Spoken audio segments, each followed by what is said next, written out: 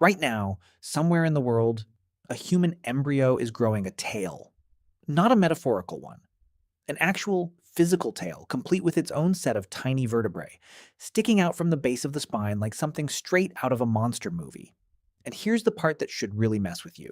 Every single human embryo does this. Yours did too. Mine did too. And by the end of this video, you'll understand exactly why that tail disappears before you're even born, and why the scientific answer to that mystery only got solved a few years ago thanks to one exhausted graduate student, a broken jar, and a seriously unlucky cut on his finger. Let's start with the weird part nobody tells you in biology class. Around 4 to 5 weeks into human development, embryos grow what's technically called a tail bud, a genuine tail structure with somewhere between 10 and 12 vertebrae. For a brief window, human embryos look startlingly similar to embryos of other tailed animals: fish, mice, even other primates. Then, over the following weeks, that tail gets reabsorbed back into the body, its cells repurposed, its length shrinking down until all that's left is a small cluster of fused vertebrae at the base of your spine. You know it today as the coccyx, or if you've ever fallen hard on your backside, you know it as that one bone that ruins your whole week. Every human alive today is walking around with the leftover architecture of a tail we simply never finished building. Which raises the obvious question: why does the tail get switched off partway through development? And more importantly, why did our ancestors lose it in the first place? For a long time, the explanations people offered were mostly educated guesswork dressed up as science. Maybe tails just became less necessary as body size increased. Maybe they were an energy drain not worth carrying around anymore. These ideas weren't unreasonable, but none of them were actually testable in any rigorous way, and none of them explained the specific genetic mechanism that made tail loss happen in the first place. You can theorize about why evolution might favor something all day long, but without finding the actual molecular switch involved, you're really just telling an educated story, not proving one. Here's where we need to zoom out. Almost every vertebrate on the planet has a tail. Fish have them, reptiles have them. The vast majority of mammals have them, including most primates. Monkeys swing through trees with long, dramatic tails trailing behind them, sometimes even using them like a functional extra limb. New World monkeys in Central and South America take that concept to an extreme, evolving prehensile tails strong and dexterous enough to grip branches and support their entire body weight, essentially turning the tail into a fifth hand. And then you get to the apes.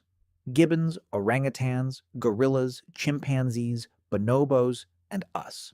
Not a single tail among any of them. Somewhere around 25 million years ago, the common ancestor of all apes lost its tail completely, and every single descendant species inherited that same tailless body plan.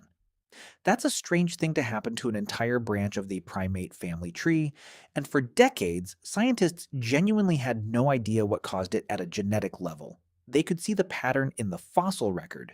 They just couldn't explain the actual biological switch that flipped. It's worth pausing on just how useful tails actually are for the animals that kept them, because losing one wasn't some obviously smart upgrade. Old world monkeys use their tails constantly for balance, sprinting along branches, leaping between trees, correcting their posture mid-air the way a tightrope walker uses a balance pole. New World monkeys took things even further, some species evolving tails strong enough to hang their entire body weight from a branch while both hands stay free to eat, groom, or grab a snack from a neighboring tree.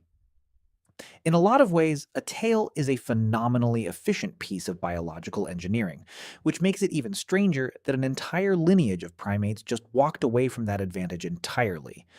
That mystery sat mostly unsolved for a surprisingly long time, until an accident in a New York apartment cracked it wide open. In 2019, a graduate student named Bo Xia was cleaning up his kitchen when he cut his finger on a piece of broken glass. Nothing dramatic, just an annoying trip to the emergency room, and a handful of stitches. But sitting in that waiting room, nursing his hand and presumably bored out of his mind, Xia started thinking about scar tissue, about how differently various animals regenerate damaged body parts, and about how some species can even regrow entire limbs while humans are stuck forming scars instead. That train of thought eventually spiraled into a much bigger question about lost body parts in general. And somewhere down that rabbit hole, he landed squarely on the tail. It's a genuinely wonderful example of how scientific discovery actually works sometimes, which is to say, not through some grand planned research proposal, but through a bored, mildly injured person staring at a waiting room wall, chasing one curious thought to its logical extreme. Sia reportedly went home that same night and started reading everything he could find about tail loss in primates, which is either the most productive reaction to a minor injury in scientific history, or a sign that graduate school does strange things to a person's relationship with free time. Possibly both. Here's the twist that turned an ER visit into a genuine scientific breakthrough. Jia, working alongside researchers including Itai Yanai at NYU, started digging into a gene called TBXT, a gene long known to play a critical role in tail development across vertebrates. When they compared the TBXT gene across tailed primates and tailless apes, they found something unexpected sitting inside it. A small chunk of extra genetic material, called an ALU element, had inserted itself into the gene at some point in ape evolutionary history. ALU elements are sometimes nicknamed jumping genes because they're small mobile pieces of DNA capable of copying themselves and inserting into new locations throughout the genome, often without causing any noticeable effect at all. In fact, the human genome is absolutely packed with these things. Over 1 million copies scattered throughout our DNA, the overwhelming majority of them just sitting there quietly, doing essentially nothing of consequence. Except this time, it did cause an effect. A big one. That ALU insertion sat right in a spot that interfered with how the gene gets processed, triggering something called alternative splicing. In simple terms, the cell's machinery started reading and assembling the gene's instructions slightly differently, producing a shortened, altered version of the TBXT protein. And that altered version appears to disrupt tail formation during embryonic development. Naturally, the researchers didn't just want a compelling story sitting in a genome comparison. They wanted proof, the kind that actually holds up under scrutiny rather than just sounding convincing in a research meeting. So they took this specific genetic change and engineered it directly into mice. And the mice grew little to no tails. Let that sink in for a second. A single, specific genetic tweak, isolated by researchers chasing a hunch that started with a kitchen accident, was enough to dramatically shorten or completely eliminate tails in laboratory mice. That's about as close to solving a 25-million-year-old evolutionary mystery as modern genetics gets. But here's the twist inside the twist. And honestly, this is the part that makes the whole story so much darker and more interesting than a simple, "We found the tail gene" headline. The mice with this engineered mutation didn't just lose their tails cleanly. Some of them also developed neural tube defects, the same broad category of birth defect responsible for conditions like spina bifida in humans, where the spinal column doesn't close properly during development. In other words, the mutation that likely helped our ancestors lose their tails may have come bundled with a real biological cost. Not a clean upgrade, a trade-off. And this isn't just an abstract footnote about ancient ape evolution either. Neural tube defects are still a real, ongoing concern in human pregnancies today, affecting a meaningful number of births worldwide every single year, which is exactly why doctors emphasize folate intake so heavily during pregnancy in the first place. It's genuinely strange to consider that a small genetic scar left over from a 25-million-year-old mutation might still, in some roundabout evolutionary sense, be tangled up with a modern medical concern that expecting parents are warned about at every prenatal appointment. Think about what that implies. Somewhere around 25 million years ago, a genetic change swept through the ancestral ape population, a change that removed the tail but simultaneously nudged up the risk of a serious developmental defect. And it stuck around anyway. It spread through the entire lineage, becoming permanent in every ape species that came after, humans absolutely included. Which means whatever advantage came with losing the tail must have been significant enough to outweigh that increased risk generation after generation for millions of years. So what was that advantage? This is where the story shifts from pure genetics into behavior and locomotion, and honestly, it makes a lot of sense once you picture it. Around the time apes lost their tails, their movement style was shifting dramatically.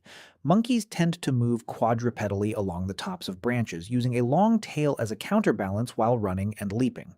Apes, on the other hand, increasingly relied on a completely different strategy called suspensory locomotion, essentially swinging below branches using their arms, a style you can still watch gibbons perform today with genuinely alarming speed and precision. A balancing tail becomes a lot less useful when you're hanging beneath a branch instead of running along the top of one. In fact, a long trailing tail might have actively gotten in the way, a dangling liability rather than a helpful counterweight. Losing it may have streamlined this new style of movement, freeing up energy and reducing unnecessary weight for a body plan that was rapidly specializing toward upper body strength and shoulder mobility instead of tail-based balance. Watch footage of a gibbon flying arm over arm through a rainforest canopy sometime, and it becomes fairly obvious pretty quickly that a long dangling tail would be less of a helpful accessory and more of an unfortunate way to get tangled in a branch mid-swing. And this shift in locomotion didn't just shape how apes moved through trees. Many researchers believe it laid essential groundwork for what came later in the hominin lineage, increasingly upright posture and eventually full bipedalism, a body already restructured around vertical climbing and arm-supported movement rather than four-legged running with a counterbalancing tail may have been considerably better positioned to eventually stand up and walk on two legs. So, in a strange, roundabout way, that ancient genetic accident, one tiny piece of jumping DNA landing in exactly the wrong, or perhaps exactly the right spot inside a single gene, may have quietly set the stage for the entire trajectory of human evolution that followed. No tail meant a different way of moving. A different way of moving eventually meant walking upright. And walking upright meant hands were free for absolutely everything that came next. Tool use, complex manipulation, eventually building entire civilizations, all resting on a foundation that started with losing something as seemingly minor as a tail. There's one more strange detail worth mentioning before we wrap up. Every so often, medical literature documents extremely rare human cases where a baby is born with what doctors call a vestigial human tail, a small soft tissue protrusion at the base of the spine without actual vertebrae inside it. These cases are exceptionally uncommon and typically resolve with straightforward surgical removal, but they're a genuinely striking reminder that the ancient biological instructions for building a tail haven't fully vanished from our genome. They're still tucked away in there, mostly silent, occasionally, very rarely, slipping past the usual developmental override. It's a bit like discovering your house still technically has the wiring for an appliance nobody in the family has used for several generations, quietly dormant behind the walls, waiting for a circumstance that almost never comes. So the next time you catch yourself absent-mindedly rubbing your tailbone after sitting too long on a hard chair, remember what you're actually touching. Not some random leftover bone with no story behind it, but the final remnant of a body part your ancestors relied on for millions of years, deliberately switched off by one small, accidental genetic insertion that happened to arrive with a hidden cost attached and turned out to be worth it anyway. If this genuinely surprised you, drop a single word in the comments. Tailbone. I want to know if you'll ever look at your own. Coccyx the same way again after learning it's basically an unfinished construction project abandoned 25 million years ago. And if stories like this, where one tiny accident of biology quietly reshapes the entire future of a species, are your thing, there's a lot more buried inside our genome just waiting to be uncovered. Because sometimes the difference between the body you have and the body your ancestors had comes down to something as small as a single piece of DNA landing in exactly the wrong place at exactly the right evolutionary moment. It's honestly a little humbling when you think about it. 25 million years of ape evolution, an entire family tree stretching from gibbons to gorillas to us, quietly traces back to one jumping gene that happened to land inside one particular spot in one particular ancestor's DNA. No grand plan, no dramatic event. Just a small molecular accident that stuck around long enough to become permanent, carried forward silently through millions of generations, until it eventually became something you could actually go looking for, cut your finger and stumble into discovering almost by accident all over again.